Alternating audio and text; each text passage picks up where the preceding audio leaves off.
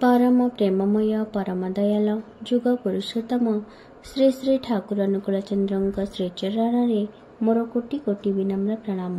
परमाराध्या जगज्जननी श्री श्री बड़मा परम पूज्यपाद श्री श्री बड़दा परम पूज्यपाद श्री श्री आचार्य देव श्रीचरण मोर कोटि कोटि विनम्र प्रणाम। और मोर एही वीडियो देखुथिबा समस्त इष्टप्राण गुरुभ्राता और माँ मानंकु प्रीतिपूर्ण आनंदित जय गुरु निवेदन करे।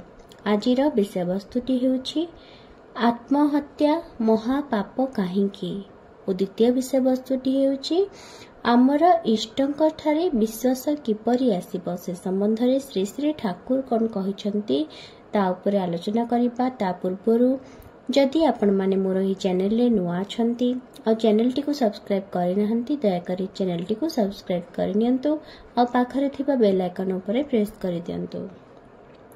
आमर प्रथम विषय वस्तुटी होची आत्महत्या महापाप काहींकी। दिने सुइसाइड बा आत्महत्या संबंध रे कथा उठिला। आत्महत्या करिले तार पुनर्जन्म हेबा कठिन काहींकी बा आत्महत्या करिवा महापाप काहींकी इत्यादि प्रश्न करिले जणे श्री श्री ठाकुर को। तापरे श्री श्री ठाकुर प्रत्येकटी प्रश्नर व्याख्या देले। कहिले मृत्यु समय रे जेउ भाव नहीं मनीष देह त्याग करे मृत्यु परे सेही भावभूमि रे अनुरूप भाव देह नहीं अवस्थान करे। पृथ्वी रे कौनसी पितामाता मिलन काले जदि अविकल सेही भावर सृष्टि हुए तेबे एही विगत आत्मा सेही पितामाता निकट रे आसी पारे। किंतु साधारणतः जेउ हताश फ्रस्ट्रेशन नहीं मनीष आत्महत्या करे कौनसी दंपति कौन से ही हताशा और फ्रस्ट्रेशन नहीं मिलित हुअन्ति तेणु तार जन्म ग्रहण करिबा संभव हुए ना। अनंत काल धरी से ही भाव देहरे विचरण करिथाए भावांतरे विवर्तित होई पारे ना। तेणु कहन्ति आत्महत्या महापाप। द्वितीय विषय वस्तुटी को आलोचना करिबा। दिने श्री श्री ठाकुर को जने पचारिले जे ठाकुर इष्टंक ठारे विश्वास आसे किपरि। श्री श्री ठाकुर कहिले विश्वास आसे भक्ति थिले। विश्वास जिनिसटा मूलतः भक्ति।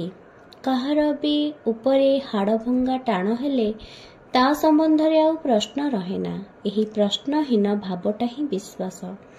मोर निज अस्तित्व संबंध रे जेपरि मोर कोनोसी प्रश्न नहीं मु अछि एइटा मो निकटरे अवधारित मो जीवन रे मोर इष्ट ही सर्वप्रथम और सर्वप्रधान एही भली अकाट्य भल पाइबा जतेबेले गजाए सेतेबेले से बोध आउ टळेना। से अत्याचार करिले भी मनरे कोनोसी विरूप भाव आसेना। सबुथिरे ही मु राजी। सुखरे थिले भी तांकु नै विभोर होई रुहे दुखरे थिले भी तांकु नै विभोर होई रुहे। एही निशा कौनसी मते ही कटेना। एहाकु ही कहंती विश्वास बा निष्ठा।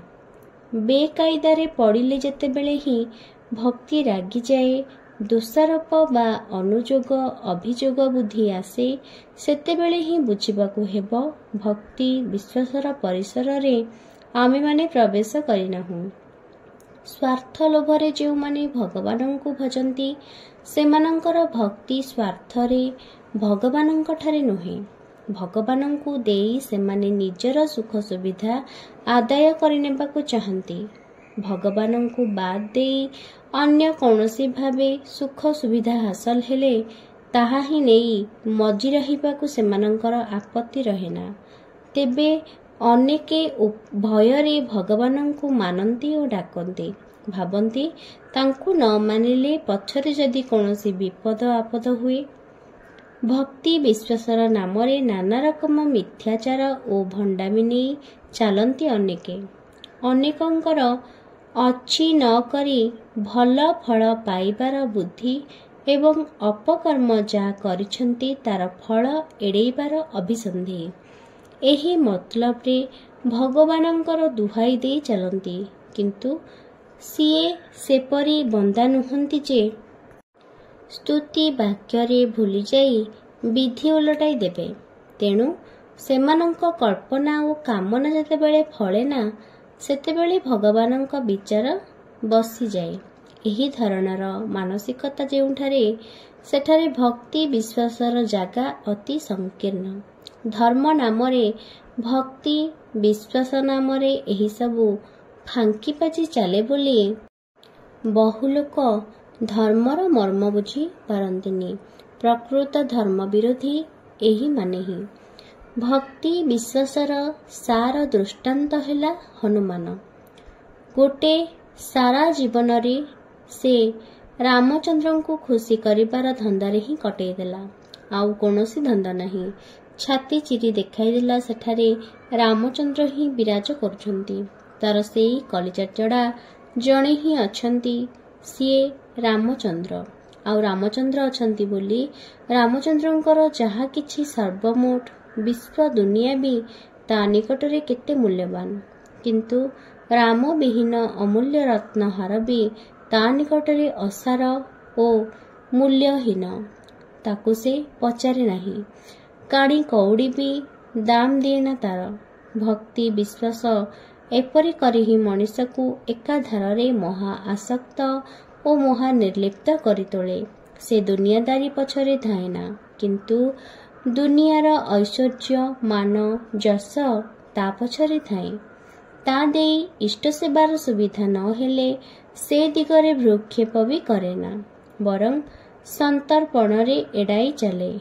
କୌଣସି ଦୁଃଖ କଷ୍ଟକୁ ହିଁ ସେ ଦୁଃଖ ବୋଲି ମନେ କରେନା। ଯଦି ତାର ଇଷ୍ଟ ଭଜନ ଅର୍ଥାତ୍ ଇଷ୍ଟଙ୍କ ସଙ୍ଗ, ସେବା, ସ୍ମରଣ, ମନନ, ଯାଜନ, ପ୍ରୟୋଜନ ପୂରଣ ଇତ୍ୟାଦି ଅତୁଟ ରହେ ଆଉ ଅସ୍ଖଳିତ ରହେ, ପୁଣି କୌଣସି ସୁଖକୁ ହିଁ ସେ ସୁଖ ବୋଲି ମନେ କରେନା। ଯଦି ସେ ସୁଖ ଭୋଗ କରିବାକୁ ଯାଇ ତିଳେ ପାଇଁ ବି ତାର ମନ ଇଷ୍ଟାନୁସରଣରୁ ବିଚ୍ଛିନ୍ନ ବା ବିଚ୍ୟୁତ ହୋଇପଡ଼େ, ତାକୁ ହିଁ ସେ ଜୀବନର ପରମ ଦୁର୍ଭାଗ୍ୟ ଓ ଦୁର୍ଘଟଣା ବୋଲି ମନେ କରେ। ସେ କଷ୍ଟ ସେ ସହିପାରେନା। ତାହେଲେ ବୁଝନ୍ତୁ ତାର ଚରିତ୍ରଟା କି ରୂପ ନିଏ। ପୁଣି ଇଷ୍ଟଙ୍କୁ ଯେ ଭଲ ପାଏ, ପରିବେଶକୁ ବି ସେ ଭଲ ନ ପାଇ ସେବା ନ କରି ରହିପାରେନା। ଜଣେ ନିଷ୍ଠାବାନ ବିଶ୍ୱାସୀ ଭକ୍ତ ଯେଉଁ ମୁଲକରେ ରହେ, ସେ ମୁଲକର ଚେହେରା ହିଁ ପଲଟିଯାଏ। ସେ ଯେ କି ଜିନିଷ କହି ବୁଝାଇ ହୁଏନା, ସେଇଭଳି ମଣିଷ ଚର୍ମ ଚକ୍ଷୁରେ ଦେଖିପାରିବା ବି ଭାଗ୍ୟର କଥା। ଆଜିର ବିଷୟବସ୍ତୁଟି ଏଇଠି ଶେଷ ହୋଇଛି। ଭଲ ଲାଗିଥିଲେ ଏହାକୁ ଲାଇକ୍, ସେୟାର ଆଉ ସବସ୍କ୍ରାଇବ୍ କରିବା ପାଇଁ ଜମାରୁ ବି ଭୁଲିବେନି। ରହିଲି। ଜୟ ଗୁରୁ।